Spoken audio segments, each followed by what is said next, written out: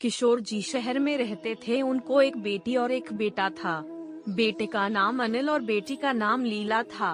उम्र होने पर पहले बेटी की और बाद में बेटे की शादी करवाई। बहू का नाम सीमा था। शादी के 2-3 सालों में ही सीमा का वजन काफी बढ़ गया था और वह पहले से दुगनी मोटी दिखने लगी थी।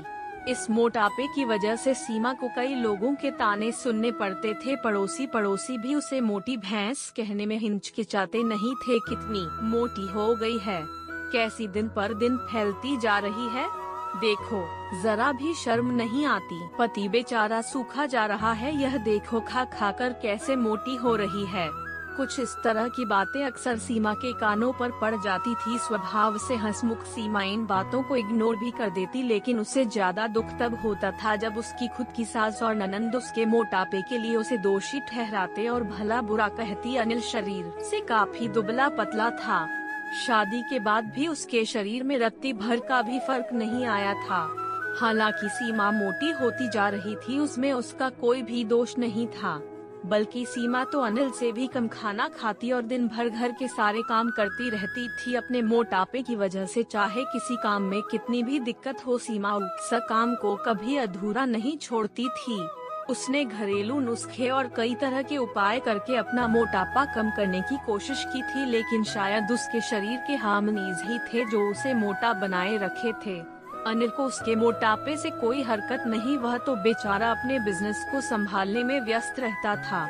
उसकी माँ और बहन हमेशा इस वजह से सीमा को कुछ ना कुछ सुनाते रहते थे और सीमा काफी रोया करती थी। सीमा जब भी मौका मिलता अपने पति से इस बारे में बात करती थी और कहती थी कि अपनी माँ और बहन को समझाओ, मैं मोटी हूँ, उसमें मेरा क्या दोष है। पूरी दुनिया मुझे कुछ भी कहे, मुझे फर्क नहीं पड़ता, लेकिन जब मेरे अपने की मुझे भला बुरा कहते हैं तो मुझे काफी दुख होता है। ऐसे ही दिन बीते चले गए।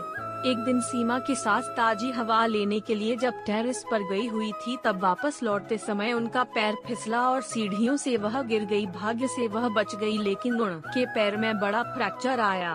उनको अब एक जगह से दूसरी जगह जाने में भी काफी दिक्कत होने लगी। बिना किसी के सहारे के वह ऐसा कर ही नहीं पा रही थी। जिस मोटी बहू को वह रोजाना ताने मारती थी, आज वही बहू उनका हर काम कर रही थी और उन्हें एक जगह से दूसरी जगह ले जा रही थी। उनका खुद का वजन भी 75 किलो था, जो उनके बेटे अनिल के लिए भी उठा पाना संभव नहीं था। हमको विचार आया कि बहू शरीर से भरी पूरी नहीं होती तो आज उनका क्या होता है। सीमा की सास को सीमा के साथ किए हुए अपने बुरे बर्ताव के लिए पछतावा होने लगा। उन्होंने एक दिन मौका देखकर इस बात के लिए सीमा से हाथ जोड़कर माफी भी मांगी। सीमा ने कहा, अरे मालिक, आप माफी क्यों मांग रही हैं? आप मुझे समझने लगी, मेरे लिए इतना ही बहुत है। उस दिन के बाद सीमा के साथ में कभी भी उसे उसकी मोटापे की वजह से एक शब्द भी नहीं बोला, बल्कि तो उन लोगों से लड़ जाती थी जो सीमा को मोटी कहकर उसकी बुराई करते थे। सीमा की ननंद भी इस घटना के बाद उसे इस विषय पर कुछ भी न कह सकी। खुश मिजाजी सीमा अब पहले की तरह ही सब कुछ भुलाकर खुश रहने लगी। दोस्तों, हमारे समाज में हमारे आसपास आपको ऐसे कई लोग मिल जाएंगे जो दूसरों को उनके शरीर की बनावट के हिसाब से गलत नाम देते हैं या उन्हें नीचा समझते हैं। किसी की हाइट कम है तो नाटा, किसी का रंग काला है कालिया, कोई हेल्दी है तो मोटा, किसी के बाल कम है तो टकला। हमें ऐसी सोच को पूरी तरह खत्म करना होगा और यह समझना होगा कि बाहरी स्वरूप ज्यादा मायने नहीं रखता, मायने रखता है भीतरी खूबसूरती, स्वभाव और विचार। दोस्तों, आपको ये कहानी कैसी लगी हमें कमेंट करके जरूर बताइए। दोस्तों, ऐसे ही कहानियाँ रोजाना सुनने और देखने के लिए चैनल को सब्सक्राइब जरूर कर लीजिए। धन्यवाद।